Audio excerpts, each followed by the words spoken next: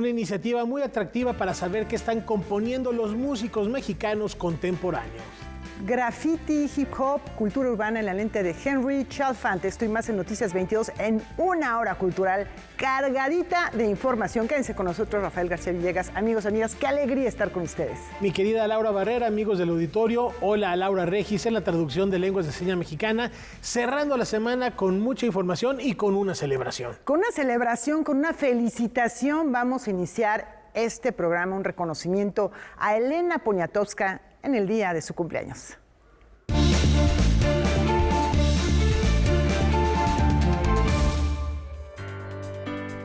Estamos de fiesta. Hoy celebramos los 91 años de vida de la incansable escritora, periodista y activista franco-mexicana Elena Poniatowska Amor. Pilar de las letras contemporáneas, una mirada crítica y una pluma versátil que ha dado eco a la voz de las mujeres que lucharon en la revolución, pero también a los sentimientos y las memorias de quienes atestiguaron la masacre en Tlatelolco. Con facilidad ha transitado entre el periodismo y la literatura, de la crónica a la novela y de la poesía al cuento. Nació el 19 de mayo de 1932 en la ciudad de París. A consecuencia de la Segunda Guerra, su familia tuvo que emigrar a nuestro continente. Se asienta en México en 1942. Siempre con mi mamá hablábamos en francés y yo no sabía ni que México existía. Yo llegué a un país maravilloso, un país en que había pilas de naranjas en las esquinas de las calles. Lo que para mí fue muy espléndido fue descubrir el sol en México. Para mí fue, yo creo que el primer gran deslumbramiento de mi vida. 7 años más tarde se traslada a Estados Unidos para estudiar. 1953 marcaría el inicio de su trayectoria en el diario Excelsior, pero también un hito en la historia, pues ella fue de las primeras mujeres que, en una mesa de redacción, se abocaron a defender las causas feministas y a mirar las luchas sociales de México. A lo largo de su trayectoria también ha escrito para diversos medios como la Revista Mexicana de Literatura, El Financiero, Novedades, Proceso y La Jornada. No, me reconozco como alguien interesado tanto en el periodismo de mi país, en conocerlo cada vez más, y también reconocí en la literatura, porque finalmente pues yo estuve en un convento de monjas estudiando, aprendí inglés, mi idioma materno es el francés, entonces he tenido el privilegio de leer en mi idioma, en francés y en inglés. Me es más fácil leer en francés, obviamente, pero también el privilegio de tratar a hombres como Juan Rulfo, de amar, de querer muchísimo, admirar a Octavio Paz. A ella le debemos publicaciones como Hasta no verte Jesús mío, La flor de lis, Lilus Kikus o Las indómitas. Su trabajo y dedicación le han merecido innumerables distinciones como el Premio Nacional de Periodismo de México de 1978, la Medalla Bellas Artes de 2014 y recientemente el máximo galardón que otorga el Senado de la República, la Medalla Belisario Domínguez.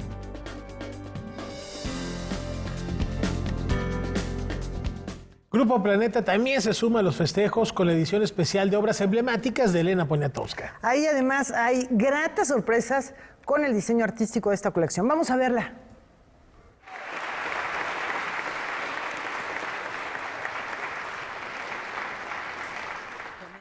Y recuerdo ahorita a todos los amigos y las amigas que me han precedido y que a lo mejor nos están viendo. Espero. Gracias. Gracias es una palabra muy bella y se las digo desde aquí, desde el fondo del corazón. Un año después de este festejo, a sus 91 años, Elena Poniatowska no deja de aportar al mundo de las letras y la cultura. Grupo Planeta lanza una edición conmemorativa de varias de sus obras que honran la consagración definitiva de un monumento vivo de las letras hispanoamericanas e imprescindible en el panorama literario de nuestro país. Así lo señaló el sello editorial.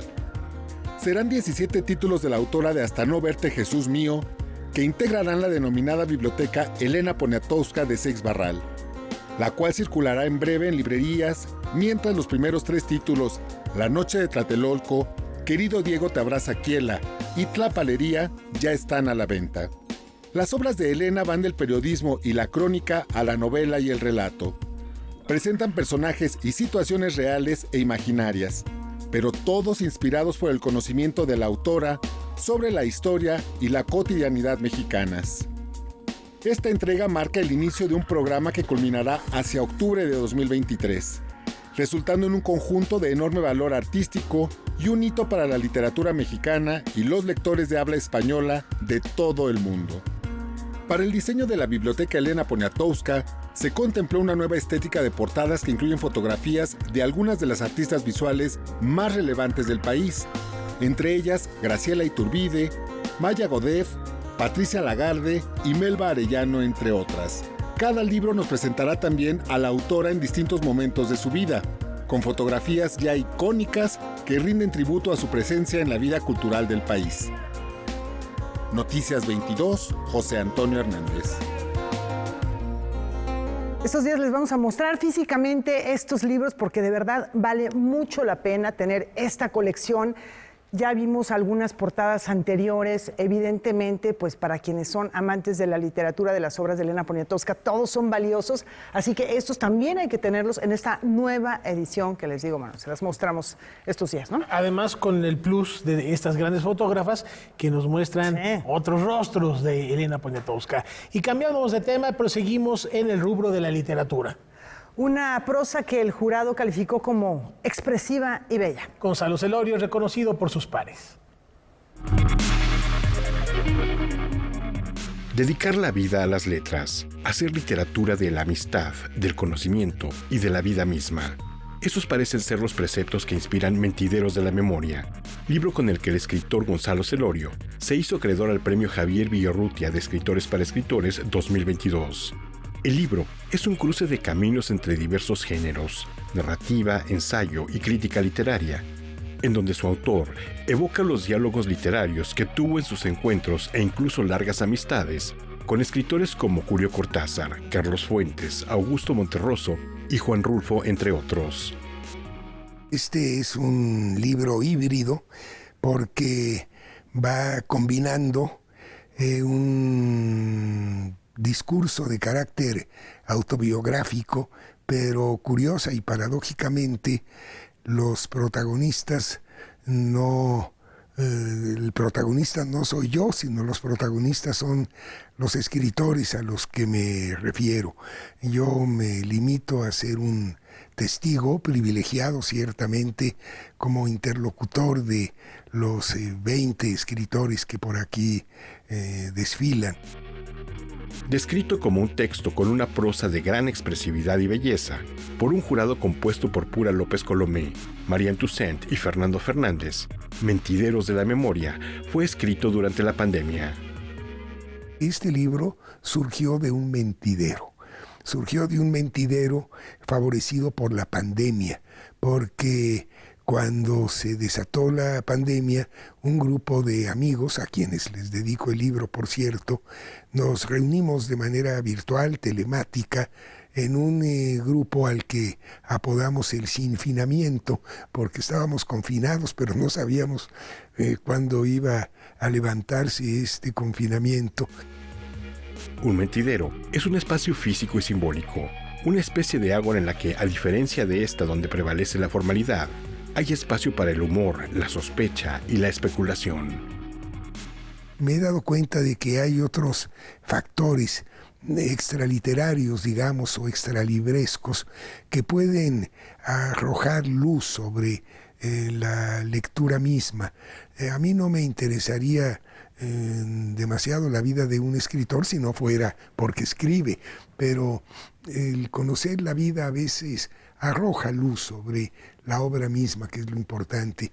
Y yo creo que aquí hay una serie de facetas de los escritores que explican, amplían, justifican su propio quehacer literario. Gonzalo Celorio se suma así a una lista de autores como Rosario Castellanos, Juan José Arreola y Sergio Pitol, lista que inició en 1955 con la institución del premio Javier Villaurrutia de Escritores para Escritores y que en su edición 2022 reconocerá a Mentideros de la Memoria y a su autor, Gonzalo Celorio, con un diploma y un premio de 500,000 pesos, los cuales serán entregados en una ceremonia en una fecha aún por definir. Noticias 22, Víctor Gaspar. Muy recomendable publicación. Un abrazo a Gonzalo Celorio. Y bien, el sentido de la historia puede cambiar radicalmente de acuerdo con la perspectiva desde la que se cuente. Y no importa inclusive si es un mito clásico ya consumado. El Foro Antonio López Mancera del Centro Nacional de las Artes presenta en una breve temporada la obra de teatro Medea en el desierto, una reflexión escénica sobre la culpa y la rabia. Esta Medea quiere dialogar con su rabia para volver a abrazar la ternura. La actriz y performer María Sánchez, en complicidad con el músico y artista sonoro Ricardo Lobnitz Soto, concibió esta propuesta teatral y performática como una suerte de dislocación del mito griego de Medea, particularmente la visión de Eurípides. En esta obra, la hechicera de la mitología griega cuenta su versión de las cosas, derribando las mentiras que se dijeron sobre ella. Lo primero que me acercó a Medea fue su rabia y su tormento. Y cómo este tormento la lleva a la locura y a lo que nos dijeron que fue el asesinato de sus hijos, el asesinato de Glauca, una serie de asesinatos, en fin, tragedia, ¿no? A partir de las experiencias de vida que María Sánchez pudo conocer cuando trabajó con mujeres de la industria maquiladora en Chihuahua entre los años 2009 y 2012, la obra retoma la figura mitológica para cuestionar la manera en que las narrativas sobre lo femenino han sido creadas y perpetuadas. Medea en el desierto tendrá funciones únicamente durante 2 fines de semana. Hace tiempo estaba clara que allí, detrás de un buen desayuno, con su pan y su café... No se pueden perder Medea en el destierro, porque ella toma el micrófono y se atreve a contar desde su propia voz la versión de las cosas. Así es que de jueves a domingo los esperamos en el Foro Antonio López Mancera del CENART. No se la pierdan. Con información y texto de César H. Meléndez, Óscar Helguera, Noticias 22.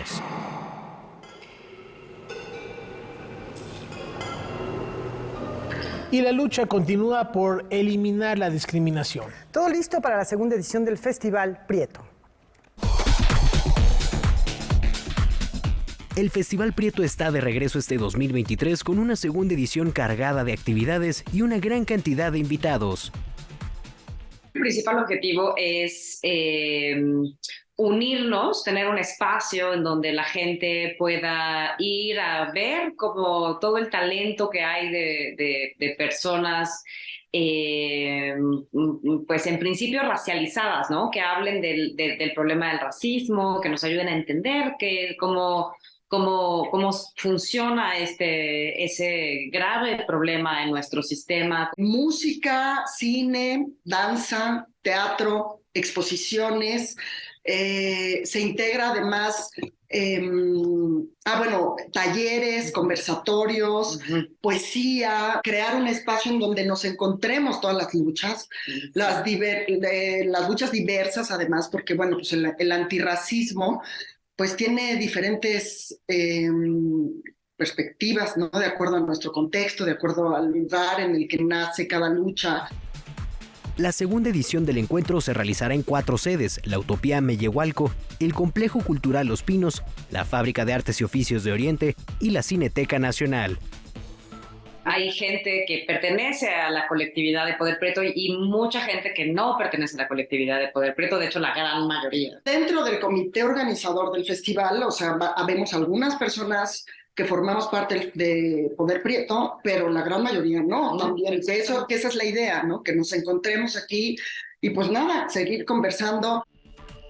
Se prevé que esta será la última edición que se realice solo en la Ciudad de México. A partir de la siguiente entrega se llevará de forma itinerante a otras entidades de la República.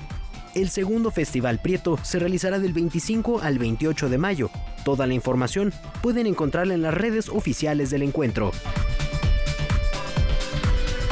Antes de la pausa les platicamos que el Sistema Nacional de Fomento Musical abre la convocatoria 2023 para ingresar a la Orquesta Escuela Carlos Chávez. Son 30 vacantes abiertas en distintas especialidades. Por ejemplo, violín, contrabajo, clarinete, piano, arpa.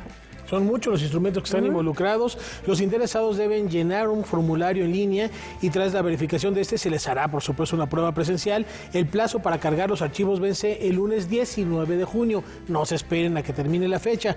Para mayores informes pueden comunicarse al teléfono que ya en este momento aparece ahí en su pantalla, 55 41 55 0200, en horarios hábiles de lunes a viernes, por supuesto, o enviar un correo electrónico a la convocatoria snfm@gmail.com y nutrir esta importante orquesta que suena muy bonito y que han hecho giras gran oportunidad, internacionales. 30 vacantes. 30 vacantes. Solamente, así que bueno, hay que apurarse. A sonar con la orquesta Carlos Chávez.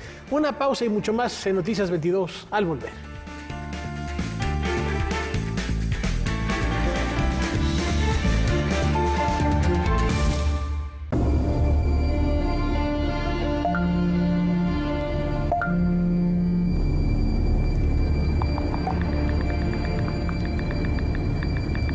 Usar el celular al conducir se ha convertido en la principal causa de accidentes viales.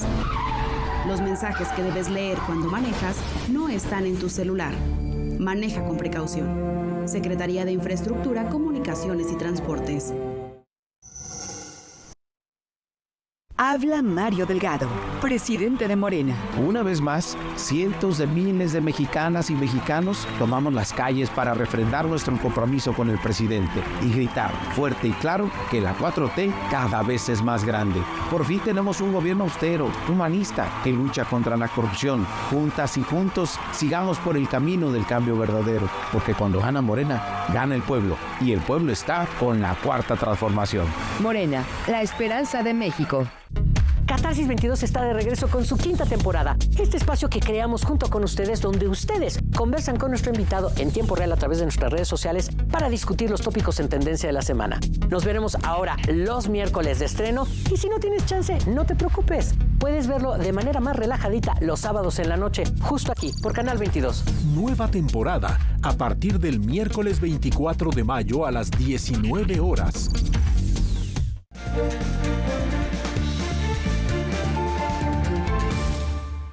Las propuestas arquitectónicas del mundo llegan al Laboratorio del Futuro y México se hace presente.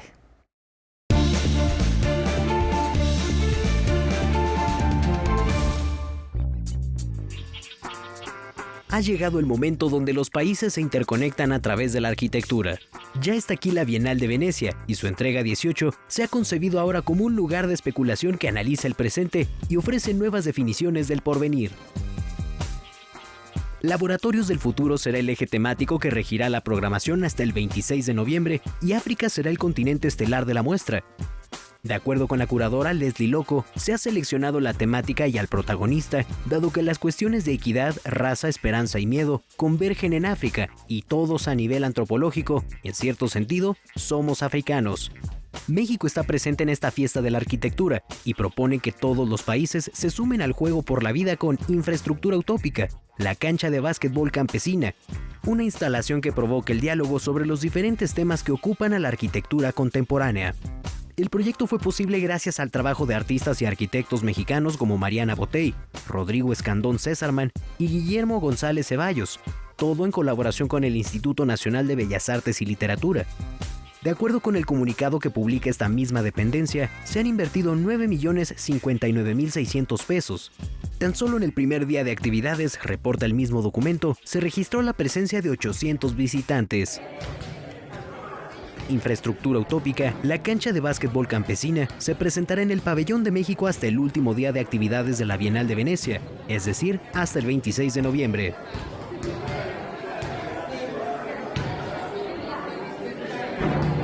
La Orquesta de Cámara de Bellas Artes continúa con su labor de difusión de la obra de los creadores musicales contemporáneos de nuestro país. Desde hace algunos años, la Orquesta de Cámara de Bellas Artes se ha caracterizado por incluir en sus programas semanales la música de compositores mexicanos vivos, así como por impulsar el estreno de nuevas obras. tal como se pudo constatar la noche de ayer. Estoy muy honrado de que estos músicos de esta talla estén tocando mi música. En la Sala Manuel M. Ponce del Palacio de Bellas Artes, el grupo presentó 2 obras de reciente creación bajo la batuta huésped de Christian Gomer. La primera de ellas fue la pieza Ni tan dispar, del compositor Pablo Rubio Vargas. Una pieza breve pero compleja debido a sus construcciones rítmico-métricas poco convencionales y al empleo de técnicas extendidas. El otro estreno realizado por la OCBA fue el de Evocaciones para oboe y orquesta, obra melódica de Alexis Aranda.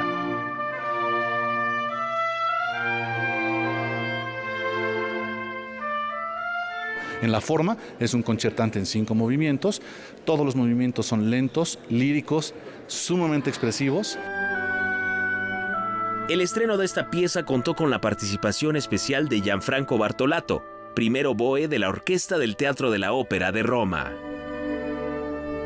Él me buscó hace un par de años para comisionarme una obra y apenas se pudo concretar. Y bueno, yo encantado porque el oboe es mi instrumento favorito de la orquesta. El programa número 12 de la Orquesta de Cámara de Bellas Artes, en su primera temporada de 2023, se repetirá este domingo en el Conservatorio Nacional de Música. Los esperamos el domingo al mediodía, Sala Silvestre Revueltas, Conservatorio Nacional de Música, Orquesta de Cámara de Bellas Artes. Entrada libre. Para Noticias 22, César H. Meléndez.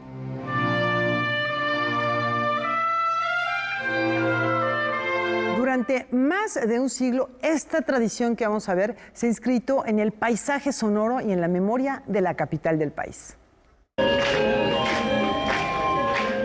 A finales del siglo XIX, en pleno porfiriato, llegaron a México los primeros organillos provenientes de Alemania. Fue en la capital del país donde estos instrumentos musicales autómatas se instalaron de forma definitiva, dando lugar al nacimiento de los organilleros, depositarios de una larga tradición que pervive hasta nuestros días.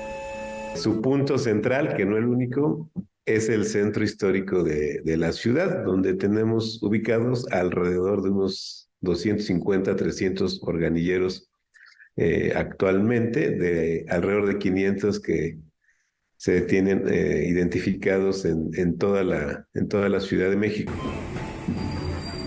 Con el objetivo de visibilizar el trabajo de quienes han dotado de música el paisaje sonoro de la capital, este fin de semana se realizará el primer Festival de Organilleros. El encuentro reunirá a más de 90 practicantes de este oficio, incluidos 30 invitados provenientes de Chile, país con arraigada tradición de organilleros. Las actividades iniciaron hoy en la Plaza Tolsá y continuarán mañana con una entrega de reconocimientos a miembros de la comunidad de organilleros de la ciudad. En la tarde va a haber otra presentación en la Plaza de Santo Domingo, aquí en el Centro Histórico, y el domingo va a haber un desfile de organilleros a las 10:30 de la mañana, que va a partir del Monumento de la Revolución también a Plaza Tolsá. Ataviados con sus distintivos uniformes beige, inspirados en los que usó la División del Norte, los organilleros mantienen viva una práctica con más de 130 años de tradición en nuestro país. Este primer festival busca reconocer precisamente el lugar que han ocupado en la vida cotidiana de la capital. Es muy importante visibilizarlos y relanzarlos, porque de lo contrario, pues es una actividad que pudiese tender a desaparecer. Con información y texto de César H. Meléndez, Óscar Helguera, Noticias 22. Henry Chalfant ha inmortalizado las distintas manifestaciones de arte urbano. Vamos a explorar cómo se ve este mundo a través de su lente. Henry Chalfant ha dedicado su vida a documentar, retratar e investigar el arte callejero, el graffiti, el hip hop y el breakdance. En esta etapa de su carrera ha comenzado a catalogar todo su archivo. Estoy trabajando en mi legado ahora, organizando mis fotos. Y eso, y también me gustaría buscar la manera de que mis fotos fueron disponibles a organizaciones que trabajan con juventud, unos centros de arte donde, por ejemplo, después de la escuela vienen los niños, los adolescentes a aprender. Fue uno de los primeros fotógrafos que vio en el graffiti neoyorquino algo más que solo una expresión plástica realizada por jóvenes. Desde finales de los años 70 ya lo consideraba arte efímero que inmortalizó con su cámara. Ahora las cosas son muy diferentes. Lo bueno de la pintura en el metro de Nueva York, que tenía 600 millas de vías, y que andaba a todos los barrios, fue que había oportunidad de ver esta maravillosa exhibición diario. La pérdida de eso para mí fue grande. Yo entiendo que ahora el mundo ha cambiado y personas toman fotos y videos de esas nuevas producciones para esparcirlos por todo el mundo en el Internet. Está bien, mejor eso que nada, pero a mí no me interesa tanto. El graffiti alcanzó su máximo representante en Banksy, un artista que inició en el mundo del graffiti realizando pintas ilegales. Con los años sus obras se vendían por millones de dólares. Muchos podrían decir que fue devorado por el sistema. Se convirtió en una marca. Justo ahora en la Ciudad de México hay una exposición inmersiva sobre su trabajo. Sin embargo, Chalfant lo sigue viendo como un artista que constantemente se renueva. Y es muy creativo, siempre ha sido. Y poniendo juegos con las autoridades, con los gobiernos, con sus fans. Yo creo que va a seguir trabajando así.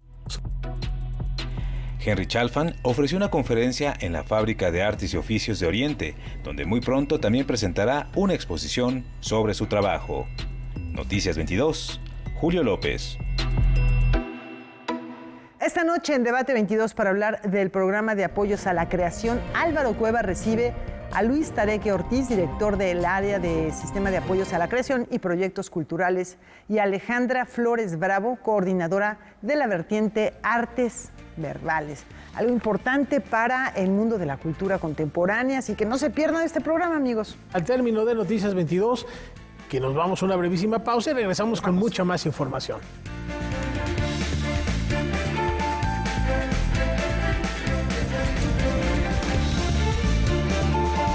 Aprobado en lo general y en lo particular por 427 votos el proyecto de decreto por el que se reforman y adicionan diversas disposiciones de la Ley Federal del Trabajo. Ansiedad, 30 tipos de cáncer, COVID-19 y otras enfermedades por fin podrán ser consideradas riesgo de trabajo y sujetas a pago de incapacidad o indemnización. Tras 53 años sin cambios, la Cámara de Diputados aprobó el 12 de abril modificaciones en la tabla de enfermedades y accidentes incluida en la Ley Federal del Trabajo. Incrementa de 161 a 194 los padecimientos considerados como riesgos de trabajo, incorporando por primera vez los que afectan la salud mental de las personas trabajadoras. La propuesta fue aceptada de manera unánime y pasará a la Cámara de Senadores. Y es que todas y todos somos vulnerables a enfermar como consecuencia de nuestras actividades laborales, desde quien hace actividad física intensa hasta quien se dedica a alguna tarea intelectual. Según el Instituto Mexicano del Seguro Social, cada año se registran unos 13,000 casos de este tipo, aunque en realidad la cifra es mayor. Estamos expuestos a una serie de factores estresantes que eso nos va a generar alteraciones en la salud. Por ejemplo, en problemas de ansiedad, angustia, gente que puede llegar a tener problemas psicológicos graves derivado de esto. Con estas modificaciones, el burnout o síndrome de desgaste ocupacional ya podría considerarse como enfermedad laboral. Además, se contemplan otros padecimientos. Se reconocen 4 tipos de cáncer. En la nueva tabla se van a reconocer 30. se va a reconocer ya la pérdida del embarazo ante la exposición a ciertos factores de riesgo. El infarto al miocardio, infarto al corazón, se va a reconocer ya como enfermedad de trabajo ante la exposición de ciertos factores de riesgo químico. La reforma sugiere revisar este catálogo de enfermedades al menos cada 5 años. El impacto sería doble en ese sentido, es decir, un impacto en la productividad, definitivamente, y un impacto muy importante en la salud de los trabajadores.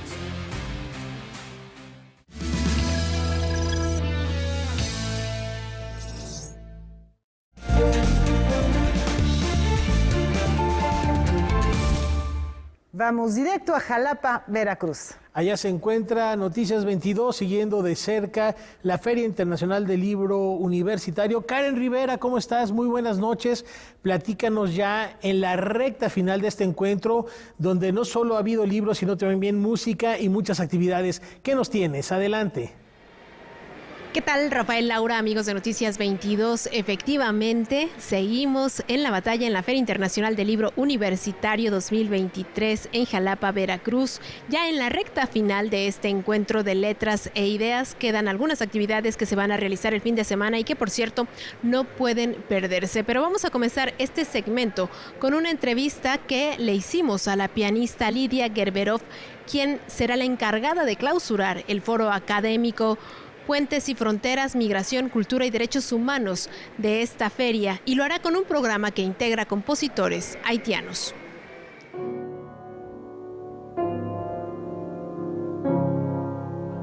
Hay otro haitiano del cual no se habla, el haitiano creativo que pinta. La pintura naí de Haití es una cosa extraordinaria. Las esculturas, el trabajo en metal que hacen. Y bailan, cantan, sonríen, están por encima del dolor y la tristeza y los problemas. Originaria de Buenos Aires, Argentina, Lidia Gerberov encontró en el piano y el clavecín una forma de expresión artística que le ha permitido conectar con la sociedad del mundo. Investigadora histórica musical, le apasionan autores como Bach, Händel y autores contemporáneos. Y en el piano tiene un especial interés por la música de cámara. Para su presentación en la FILU 2023, escogió un repertorio de compositores clásicos haitianos de finales del siglo XIX y principios del XX. Esta música es de una calidad que puede estar, yo la pongo al nivel de cualquier otro compositor europeo famoso. Son extraordinarios. Justin Elie es el primer autor que voy a tocar, con 2 obras que pertenecen a una especie de suite sobre la montaña. Muy hermosa. Piezas para piano poco difundidas como Capricho Merengue de Edmund Sainton y hojas de álbum número 1 de Ludovic Lamour conforman este programa, al que Gerberov denomina con muy alto nivel técnico y que contiene obras virtuosas, sensibles, que van de lo romántico a lo impresionista. Todos ellos eran maravillosos pianistas, de modo que las obras se nota, de una sensibilidad exquisita. Esa sensibilidad tiene estos compositores llamados académicos, ¿verdad? Pero también lo tiene la gente de la calle. O sea, no es que las diferencien de otros, sino es que también están. Y la gente no lo sabe, creen que Haití es un país paupérrimo. No, no, hay mucho más que eso, ¿no?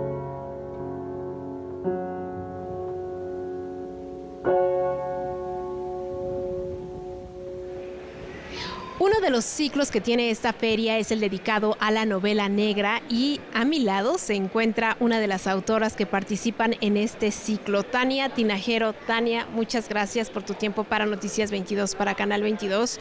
Y bueno, Un acto de amor es tu primera novela, tu primer libro, y ya tienes un premio nacional con esta novela. Pero, ¿de qué manera este libro nos habla de un contexto cruel, de una realidad terrible que vive la sociedad mexicana, que es la desaparición de mujeres? Bueno, la historia se trata de que viene a México una famosa modelo estadounidense y desaparece. Entonces, ¿qué pasa? Que a ella sí la buscan porque es famosa, porque es gringa, porque es güera, porque es guapa. Entonces, la policía que investiga el caso, Erendira Sandoval, pues se pregunta por qué los famosos siempre son más importantes que los anónimos, ¿no? Desgraciadamente vivimos en un país en el que a diario, ya no sé las estadísticas, pero desaparecen y mueren mujeres todo el tiempo. Nos hemos acostumbrado a ver la secuencia de hashtag, el nombre de una mujer con la palabra justicia. Yo quería ver cómo eso podía empatar en una novela, de poder hacer justicia, ¿no? De poder, aunque sea en ficción, poder hacer un poquito de justicia por todas. ¿Cómo es que, ya sabemos, Tania, que la realidad supera a la ficción, pero ¿por qué tocar estos temas desde la literatura, desde la novela negra? ¿Por qué hacerlo desde este espacio? ¿Para qué? Porque creo que es muy importante hablar de ello, ¿no? Visibilizar lo que está sucediendo por un lado, pero también la literatura lo que nos ayuda, o por lo menos a mí, esa era mi intención, es tratar de entender, ¿no? El título es un juego, ¿no? Un acto de amor, hace referencia a un comentario que usó una vez un académico de la UNAM diciendo que el feminicidio es un acto de amor, ¿no? Entonces yo me pregunté, ok, si el feminicidio es un acto de amor, que yo no lo creo, ¿qué es lo que estamos pensando que es el amor? ¿Qué es lo que el feminicida cree que es el amor? ¿Qué es este juego sucio que estamos todos jugando? Eres guionista de profesión, ¿cómo se da este cambio, esta transición de hacer un guión a hacer un texto literario y además la investigación que hay detrás también de libros como este? Pues yo hice este libro como una búsqueda creativa. Desgraciadamente en el guión, a menos que pues ya seas un autor muy reconocido, no hay mucha libertad creativa. O sea, te dicen qué escribir y tú escribes eso y te ciñes a los parámetros que el productor y el director tengan, ¿no? Me acerqué básicamente a la literatura como una necesidad de expresión. A mí me encanta la novela negra, siempre la he leído, es mi género favorito, especialmente la policial. Y qué difícil hacer policial en México porque estamos acostumbrados a que la policía es corrupta, ¿no? Pero yo sí apelo a que hay alguien ahí que aún quiere hacer bien su trabajo y hacer justicia. Muchas gracias, Tania, por tu tiempo y gracias por esta entrevista. Nosotros continuamos con más información porque otro de los ciclos en esta feria es el dedicado al boom latinoamericano del siglo XXI y de eso nos habla nuestro compañero Óscar Cortés. Gracias, Karen. El poeta Balam Rodrigo nos platicó sobre los géneros y movimientos que se están gestando en la literatura latinoamericana.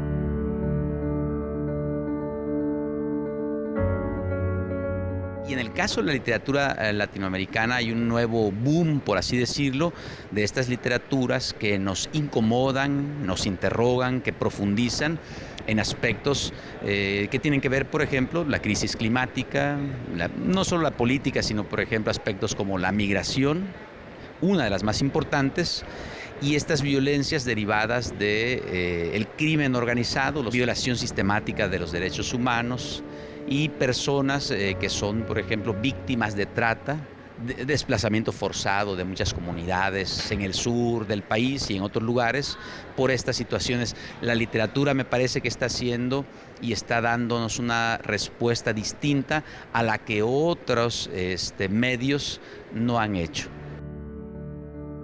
Actualmente, los escritores están narrando y documentando la crisis humanitaria, social, política y económica que existe en el continente. Se está escribiendo testimonio, literatura documental, crónica, en la que no hay diferencias entre poesía, periodismo, crónica documental, el mismo documental, memoria, como vine a decirlo. No hay estas diferencias tajantes en la escritura. Me dedico a escribir. Desde hace varios años, Balam Rodrigo escribe poesía sobre la migración. Con el título Libro Centroamericano de los Muertos, obtuvo el Premio Bellas Artes de Poesía Aguascalientes 2018 y forma parte de una tetralogía, junto con Marabunta, dedicado al Éxodo, y que este año cerrará con 2 títulos. Estoy cerrando lo que inicié como una trilogía, que ahora va a ser una tetralogía de libros, cuestionando estas identidades también de lo mexicano a partir de las visiones migrantes. Eso es algo que la literatura también tiene como función, cuestionarnos y cuestionar lo que estamos viviendo. Noticias 22, Óscar Cortés.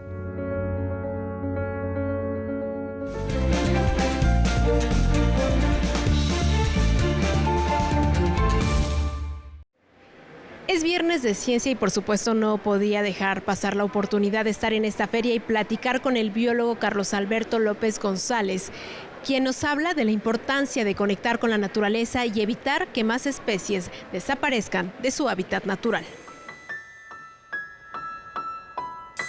En los pastizales de Chihuahua habita una especie considerada el único antílope del Nuevo Mundo. Se trata del berrendo, mamífero que en el pasado reciente tenía una amplia distribución desde el sur de Canadá hasta el norte de México, pasando por llanuras y praderas de Estados Unidos, pero que en 1922 fue declarado en veda en el país y bajo protección por decreto presidencial.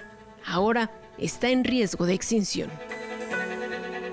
Los berrendos históricamente tenían una distribución más o menos amplia, llegaban casi hasta el Valle de México, desde la frontera con Estados Unidos. Se han ido restringiendo y ahorita los tienes en Baja California, Sonora y Chihuahua, y un poquito en Coahuila.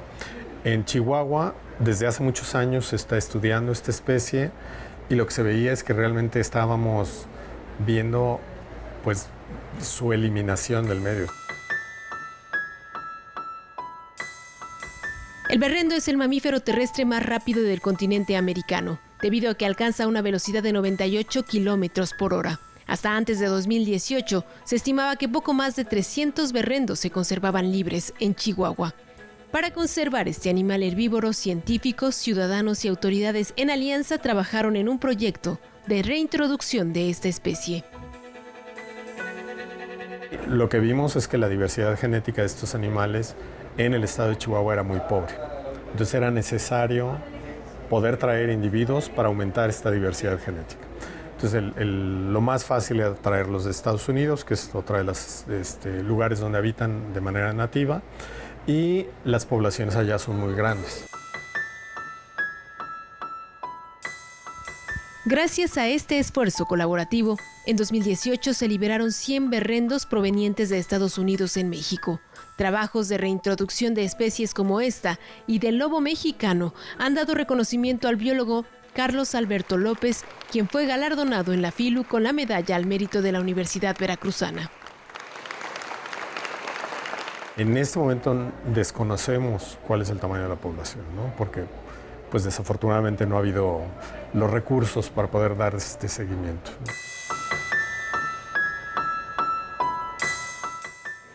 Hemos llegado al final de nuestro bloque informativo desde la Feria Internacional del Libro Universitario en Jalapa, Veracruz. Yo me despido y por supuesto agradezco a esta feria la invitación al equipo de Noticias 22 a ser testigos de un encuentro como este y también al equipo que lo hizo posible, nuestro camarógrafo Javier Contreras, nuestro compañero Enrique Varela, nuestro compañero editor y reportero Óscar Cortés y su servidora. Espero que les haya gustado mucho, muy buenas noches y regreso cámaras y micrófonos con ustedes al estudio. Hasta la próxima. Gracias, Karen. Muy buena cobertura. No se te olvide el café y los esperamos de regreso. Un abrazo hasta Jalapa y buen regreso. Bueno, pues nos vamos a la pausa. Tenemos al regresar artes visuales, música, entre otras cosas, entre otros contenidos.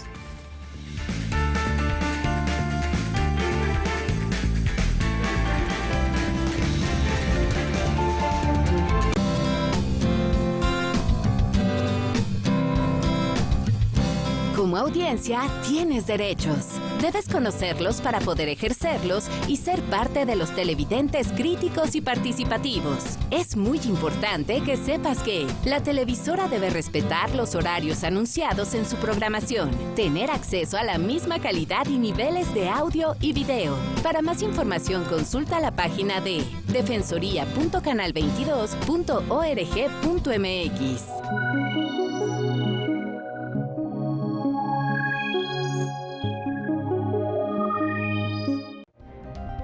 Hola, ¿qué tal? Mi nombre es Alejandra Flores, colaboro para el Sistema de Apoyos a la Creación y Proyectos Culturales y coordino la vertiente Artes Verbales. Mi nombre es Luis Tareque Ortiz y soy director de área en el Sistema de Apoyos a la Creación y Proyectos Culturales, antes FONCA.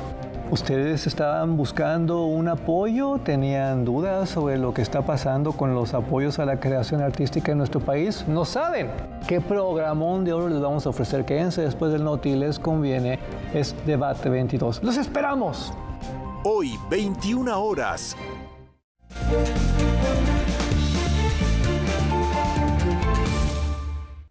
La existencia humana, el amor, el erotismo se conjugan en este son de palabras. Como parte del club de lectura Leo con el 11, proyecto que desde hace 5 años encabeza el periodista Miguel de la Cruz, la Casa María José y Octavio Paz fue escenario de una tertulia literaria que tuvo como invitado especial al escritor y actor mexicano Óscar Santos Coy, autor del poemario Son de Palabras, libro ganador del Premio Nacional de Poesía Tinta Nueva 2021. Nunca había concursado en un concurso de poesía y dije, quiero ganar, ¿no? Entonces dije, pues ¿cómo? Pues con sonetos, porque hoy en día nadie escribe sonetos. Habiéndose dedicado a las artes escénicas durante buena parte de su vida, Óscar Santos Coy inició su carrera como poeta hace casi una década. Son de Palabras es su 5º poemario y en él explora asuntos como la existencia humana, la muerte, el amor y el erotismo. En palabras del autor, cada uno de los 18 poemas del libro contiene una danza interior de palabras, imágenes y vivencias. Fue un espacio de cielo de obsidiana, un mar igual que las tinieblas, árido, sin mujeres que inspiran poesía, ni poetas que le hablen de la noche. Son de Palabras ha sido publicado por Tinta Nueva Ediciones, proyecto con 25 años de existencia que ha difundido la obra de más de 300 autores con especial énfasis en las nuevas voces de la poesía. Para Noticias 22, César H. Meléndez. Ya ha pasado mucho, pero mucho más de un mes. Veamos si Ricky Luis sigue con el mismo pantalón. Inconfundible e irrepetible, Ricky Lewis se presenta en la Ciudad de México. Mi padre tenía razón, el rock nunca fue profesión, confesaba Ricky Lewis rompiendo los mitos y cantando rock en español en los 80s. Todo lo que yo canto y todo lo que yo grabo, quiero aclararles que siempre me he respetado en ese sentido. Desde niño quise ser cantautor, entonces solamente canto lo que yo escribo, o sea que no hay ningún culpable de que no sea famoso. Hoy, a unos pocos cuantos años de distancia, el rock no solo ha sido su profesión, su oficio, su vocación. El rock ha sido un estilo de vida y además tiene su propia receta. Creo que son 3 ingredientes. 1, que le moleste a los adultos. 2, connotaciones sexuales. Y 3, cuando inició el rock era de 3, 4 tonos, ¿no? Musicalmente no fuera muy complicado. Los movimientos musicales tienen que tener eso. Y yo le agregaría la rebeldía. Y nos comparte esa rebeldía este sábado en el Foro El Tejedor en un muy grato concierto acústico. Entonces la primera parte es en acústico con violín, hay una parte con puro piano y hay una parte con acordeón, porque lo norteño de Monterrey todavía me sale cuando tengo un dolor de amor. Las viejas, las nuevas, las que no sabemos y las que todos cantamos este sábado con Ricky Lewis. Sábado 20, Álvaro Obregón, número 86, Colonia Roma. El Foro del Tejedor, que por cierto está muy bonito, las mejores sillas.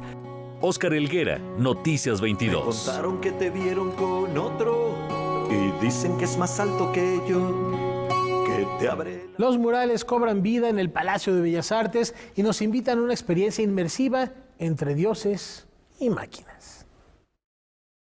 Santiago Sierra Soler toma el Museo del Palacio de Bellas Artes con la videoinstalación Dioses y Máquinas, el primer volumen del laboratorio de creación Muralismo Desbordado.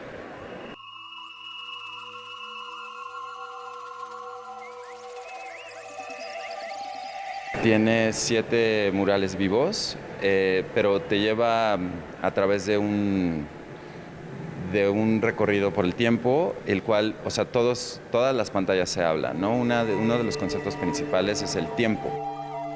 Nuestros ancestros veían el tiempo de manera espiral, no de manera lineal. Entonces, por eso la razón en la cual todas estas pantallas se hablan unas a las otras.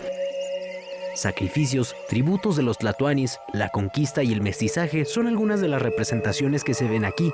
El concepto náhuatl Nahui Olin ha servido como inspiración para el proyecto. En el equipo creativo participó el cinefotógrafo Alexis Sabé y la coreógrafa Priscila Hernández, entre otros. Un gran amigo, Chino Castilla, el cual hizo el diseño del vestuario, pero también ayudó a conceptuar varias de estas escenas. De mi gran amigo también Ignacio Ferrarazzo, que es compositor y músico, y hablamos muy a fondo de cómo es que estas escenas suenan, ¿no? No queremos hacer algo queremos hacer algo impactante y algo nuevo. Muralismo Desbordado, proyecto en el que se enmarca Dioses y Máquinas, celebra el centenario del muralismo mexicano y próximamente no solo lo hará a través del cine. Lo que estamos buscando es invitar artistas de distintas disciplinas, artistas emergentes de distintas disciplinas, como en este caso el cine, pero también estamos pensando en teatro, danza, música, para reinterpretar y para generar nuevas obras a partir del muralismo.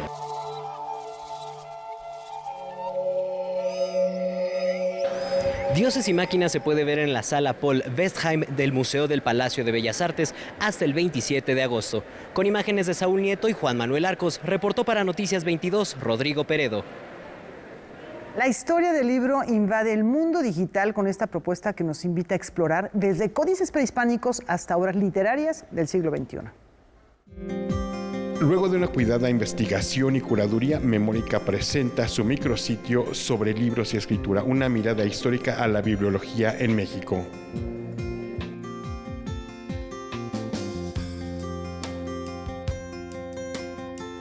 Este micrositio trata acerca de la historia del libro, pero desde una mirada multidisciplinaria. Es la primera vez que se aborda la temática de la historia de la bibliología en México en un repositorio académico de este tipo, ¿no? Surge obviamente de todo el trabajo puntilloso académico que realizan los colegas del Seminario de Historia de la Bibliología en México, coordinados por la doctora Marina Garón. Han sido 2 años de trabajo de un equipo reunido en el seminario dedicado a esta ciencia del libro, la que hace posible esta muestra en línea, la cual está organizada en 4 salas, de manera cronológica, multidisciplinaria y con la intención de ofrecer el rigor académico de una manera accesible al público en general. Se da una muestra, imagínense una muestra apenas de 157 recursos posibles con los cuales contar esta historia del libro, que abarcan desde los códices hasta publicaciones del siglo XXI, ¿no? Entonces, hay en toda esa línea del tiempo larga del prehispánico hasta el siglo XXI, pues muestras que tuvieron que seleccionar, ¿no? Obviamente, pues no es nada sencilla esa selección. Códices prehispánicos, obras novohispanas, documentos del siglo XIX. La riqueza gráfica y tipográfica de este amplio universo de memoria impresa llega de manera muy asequible al público a través de la Internet y de un proceso de digitalización. La línea curatorial es la historia de la bibliología, desde los distintos sentidos, ¿no? O sea, por un lado, la producción del libro, que tiene todo que ver también con lo que se expresa, pues, hacia la materialidad, pues, ¿no? Que se expresa hacia el público, o los lectores, que son los consumidores de esas fuentes, por así decirlo. Y, por otro lado, los contenidos abordados desde la autoría, las casas editoriales, cuáles fueron los materiales que se utilizaron, cuál fue la perspectiva con la cual se construyó una edición. Sobre libros y escrituras, una mirada histórica a la bibliología en México está disponible de manera gratuita y permanente en el sitio electrónico de Memórica México. Noticias 22, Víctor Gaspar. No se les olvide, mañana es noche de jazz al Lincoln Center en el Cantoral, 8:30 de la noche, Alexa Tarantino y su cuarteto. Y nos vamos con más recomendaciones en esta cartelera cultural. Disfrútenla.